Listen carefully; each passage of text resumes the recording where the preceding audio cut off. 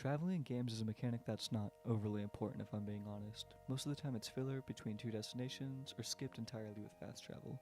Despite this, it's games that have a fun and enjoyable traveling system that are among my favorite. So, to clarify, when I say travel, I simply mean getting from point A to point B in a game over a long distance. So, how does a developer make traveling, enjoyable? Well, to do this, they need to meld three mechanics together, those being immersion, player narrative, and an enjoyable movement system. Majority of games you'll see only use immersion and player narrative. They create a world that's massive with dozens of interesting and fun locations, but to get to those locations is a wasted opportunity to continue to engage the player. Obviously, this isn't an intentional choice to make traveling less engaging. It could be because making a more interesting movement system would take too much time, or wouldn't make sense in the context of the game world. An obvious game to look at is Death Stranding, because its primary mechanic used throughout the entire game is traveling. Death Stranding heavily relies on immersion to counteract its slow and awkward movement system. This is why Death Stranding is such a divisive game. If the player doesn't get immersed, then the game is understandably going to be boring and annoying to play, while those who do get immersed get a chill and relaxing experience. Despite the game's main mechanic being traveling, its movement system is awkward and slow. This makes sense in the context of the game, yeah, yet shows the devs were primarily worried about immersion over a gameplay loop that's enjoyable even without being immersed. Other examples of games that fall into this category of traveling are Bethesda games, Red Dead Redemption 2, and Outward. A player can still enjoy traveling in these games, but immersion is so important to make it work, and that's a problem because while it's great to get immersed into a game, a developer shouldn't use it as a key reason to make an aspect of their game design work. Immersion should be a side effect of a well-designed game. Two ways to help with the issue of a dull traveling experience is to add more events that can happen while traveling or add a fun movement system.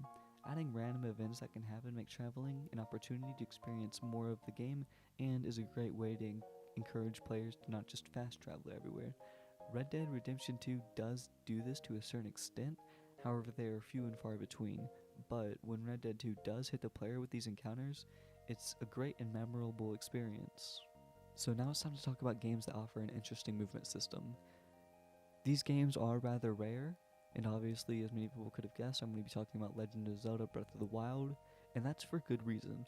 Breath of the Wild not only has a deep movement system, but it also has Korok Season shrines, and these make getting from point A to point B so much more interesting and engaging to the player, adding so much more distractions and entertainment while traveling.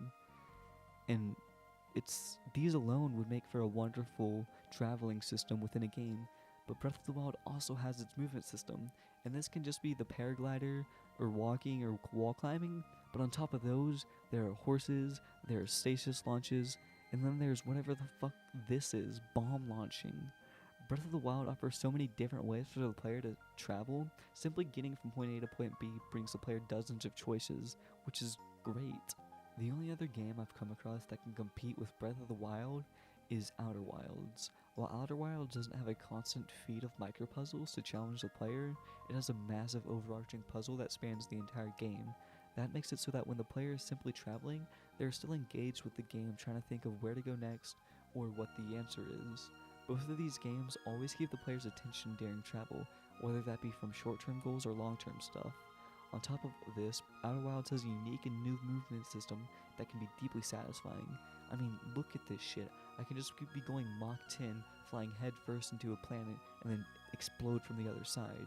And so, yeah, if a game has a traveling system that's boring or unenjoyable, it won't tank the game.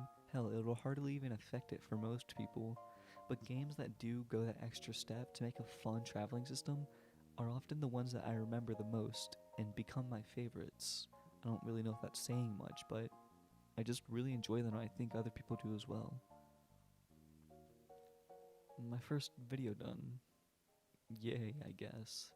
I wasn't really sure how to approach this video essay thing, but it seemed like fun, so I just started writing, and now that I'm on my 6th draft, I decided to, fuck it, I'll go ahead and upload this. Hopefully it's not complete garbage. Hopefully somebody got some entertainment out of it. And well, yeah, thanks for taking the time to watch this, and I hope you found it interesting or enjoyable in some way.